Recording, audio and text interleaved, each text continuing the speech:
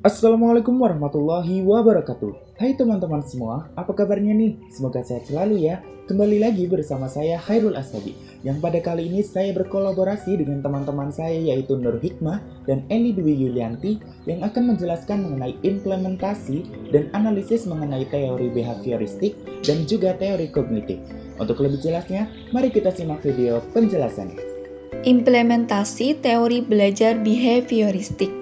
Nah, sebelum kita mengetahui contoh dari implementasi teori belajar behavioristik, alangkah baiknya apabila kita mengetahui karakteristik teori belajar behavioristik. Nah, karakteristiknya ada apa saja? Yang pertama, aplikasi teori behavioristik dalam kegiatan pembelajaran tergantung dari beberapa hal, seperti tujuan pembelajaran, sifat materi pelajaran, karakteristik siswa, media, dan fasilitas pembelajaran yang tersedia. Yang kedua, pembelajaran yang dirancang dan dilaksanakan berpijak pada teori behavioristik. Nah, teori behavioristik ini memandang bahwa pengetahuan adalah objektif, pasti, tetap, dan tidak berubah. Karakteristik yang ketiga, pengetahuan telah terstruktur dengan rapi sehingga belajar adalah perolehan pengetahuan, sedangkan mengajar adalah memindahkan pengetahuan ke orang yang belajar atau siswa. Karena teori behavioristik ini memandang bahwa sebagai sesuatu yang ada di dunia nyata telah struktur rapi dan teratur, maka siswa atau orang yang belajar harus dihadapkan pada aturan-aturan yang jelas dan ditetapkan lebih dulu secara ketat. Selanjutnya, pada zaman modern ini, aplikasi teori behavioristik berkembang pada pembelajaran dengan PowerPoint dan multimedia. Nah, di mana pembelajaran dengan PowerPoint ini cenderung hanya satu arah. Berikut ini adalah implementasi teori belajar behavioristik. Nah, contoh dari penerapannya yaitu pada pembelajaran menganalisis unsur cerita untuk siswa Madrasah Ibtidaiyah atau MI. Dalam penelitian Hapsari tahun 2017 menyimpulkan bahwa penerapan teori behaviorisme dapat membantu guru membentuk karakter anak dan memperlancar proses pembelajaran di MI plus Al-Islam Dagangan. Proses pembelajaran di tingkat MI memerlukan adanya stimulus dan respon yang kuat dari guru. Prosedur pengembangan tingkah laku anak usia MI melalui reinforcement dan modeling. Hal tersebut dikarenakan pada usia MI seorang anak menyukai adanya penghargaan ketika dapat menyelesaikan tugasnya. Kemudian, modeling yang digunakan dalam penelitian Hapsari ini dipilih karena pada usia MI anak cenderung untuk meniru.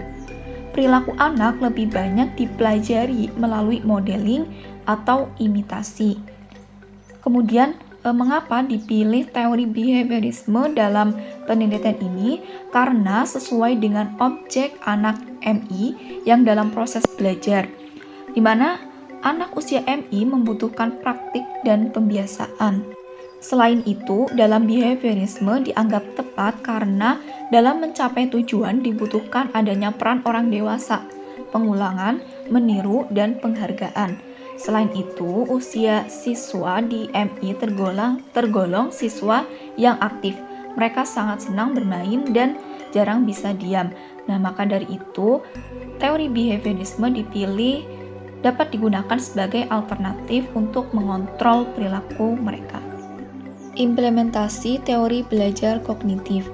Aplikasi teori belajar kognitif menurut teori Gestalt dalam proses pembelajaran terdiri dari yang pertama, pengalaman tilikan.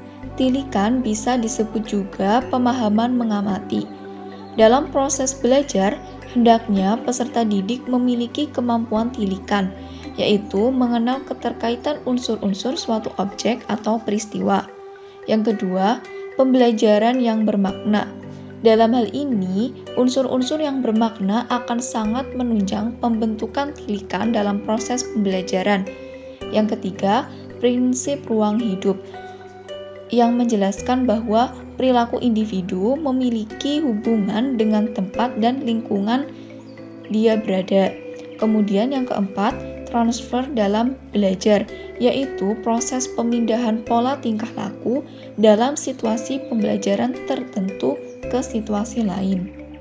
Berikut ini adalah contoh implementasi teori belajar kognitif. Nah, pada penelitian Setiawati dan kawan-kawan tentang miskonsepsi pada siswa, yaitu mereka menggunakan teori kognitif untuk mengurangi masalah miskonsepsi pada siswa. Nah, dalam penelitiannya dijelaskan bahwa miskonsepsi pada pembelajaran materi tekanan kelas 8 sekolah menengah pertama atau SMP dapat diatasi dengan metode konflik kognitif disertai dengan demonstrasi dan diskusi.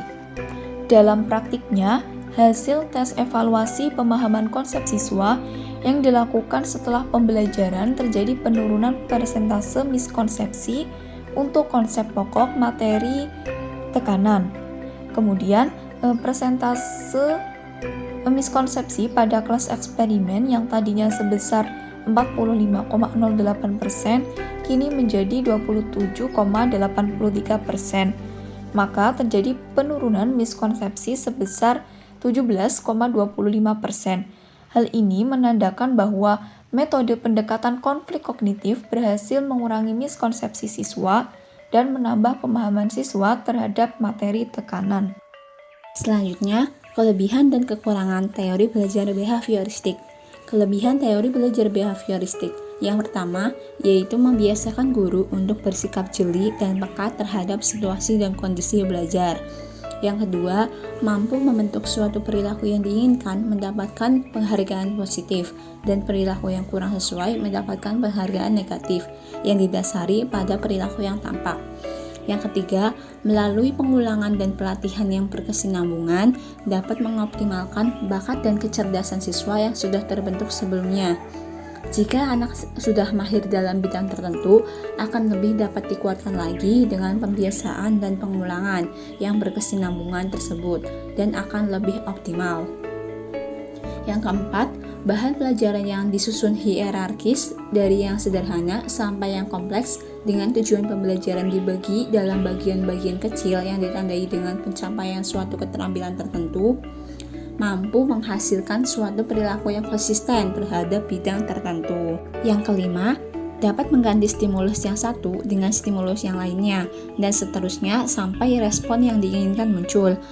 Yang keenam, teori behavioristik ini cocok untuk memperoleh kemampuan yang membutuhkan praktik dan pembiasaan yang mengandung unsur-unsur kecepatan, spontanitas, dan daya tahan. Dan yang terakhir, teori behavioristik ini juga cocok diterapkan untuk anak yang masih membutuhkan dominasi peran orang dewasa, suka mengulangi dan harus dibiasakan, suka meniru dan suka dengan bentuk-bentuk penghargaan langsung. Kekurangan teori belajar behavioristik. Yang pertama, tidak setiap pelajaran dapat menggunakan metode ini. Yang kedua, murid berperan sebagai pendengar dalam proses pembelajaran dan menghafalkan apa yang didengar dan dipandang sebagai cara belajar yang efektif. Yang ketiga, penggunaan hukuman yang sangat dihindari oleh para tokoh behavioristik justru dianggap sebagai metode yang paling efektif untuk menertibkan siswa. Yang keempat, murid dipandang pasif, perlu motivasi dari luar, dan sangat dipengaruhi. Yang kelima, murid hanya mendengarkan dengan tertib penjelasan dari guru dan mendengarkan apa yang didengar dan dipandang, sehingga inisiatif siswa terhadap suatu permasalahan yang muncul secara temporer tidak bisa diselesaikan oleh siswa. Yang keenam, cenderung mengarahkan siswa untuk berpikir linier, konvergen, tidak kreatif, tidak produktif, dan menundukkan siswa sebagai individu yang pasif. Yang terakhir, pembelajaran siswa yang berpusat pada guru atau teacher-centered learning bersifat mekanistik. Selanjutnya adalah mengenai kelebihan dan kekurangan dari teori belajar kognitif. Kelebihan teori belajar kognitif diantaranya adalah sebagai berikut. Yang pertama, menjadikan siswa lebih kreatif dan mandiri. Yang kedua, mengutamakan pada pengembangan pengetahuan yang dimiliki individu. Yang ketiga, pendidik hanya perlu memberikan dasar-dasar dari materi yang diajarkan. Untuk pengembangan dan kelanjutannya diserahkan pada peserta didik. Yang keempat yaitu pendidik dapat memaksimalkan ingatan yang dimiliki oleh peserta didik. Yang kelima yaitu metode belajar kognitif peserta didik harus bisa mengkreasikan hal-hal baru atau menginovasi hal yang sudah ada menjadi lebih baik lagi. Yang keenam yaitu metode kognitif ini mudah untuk diterapkan dan juga telah banyak diterapkan pada pendidikan di Indonesia dalam segala tingkatan.